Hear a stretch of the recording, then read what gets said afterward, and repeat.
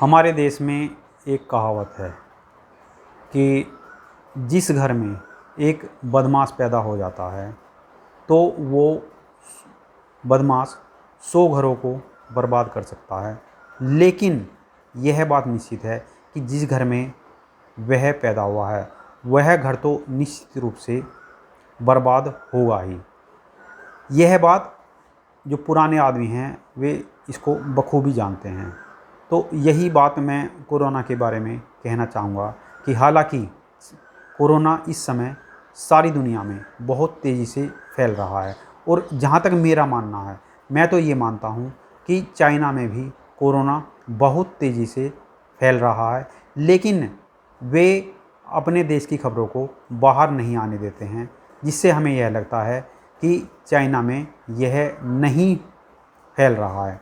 अगर ये मान भी लें कि इस समय कोरोना चाइना में नहीं फैल रहा है, उन्होंने इसे कंट्रोल कर लिया है, तो यह अधिक दिन तक कंट्रोल नहीं रह पाएगा।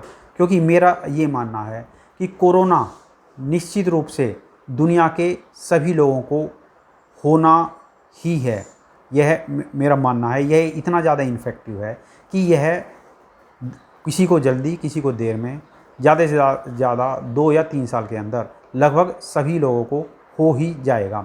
इसमें ऐसा हो सकता है कि कुछ लोगों को ये पता ही ना चले कि उन्हें कोरोना हुआ है और वो बिना पता चले ही ठीक हो जाएंगे, लेकिन ये निश्चित रूप से सभी लोगों को होगा। इसमें 2 या 3 साल का वक्त लग सकता है।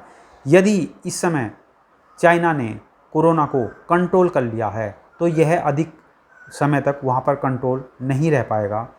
चाइना की जो इकोनॉमी है वह एक्सपोर्ट पर बेस्ड है और वे लोग बिना एक्सपोर्ट किए अपनी इकोनॉमी को नहीं बचा सकते हैं। जब कुछ समय बाद बाहर के लोग चाइना में बिजनेस के लिए जाएंगे तो उनमें से कुछ लोग संक्रमित होंगे, तो उस समय यह वहाँ निश्चित रूप से तेज़ी से फैलेगा।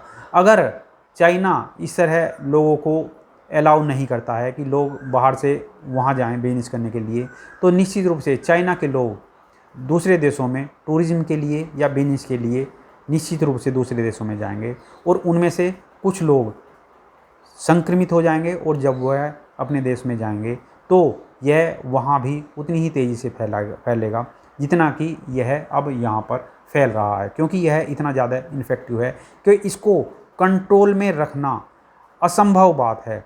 तो यह वहाँ भी निश्चित रूप से आज नहीं तो कल यह वहाँ भी उसी स्पीड से फैलेगा जैसे कि यहाँ पर फैल रहा है।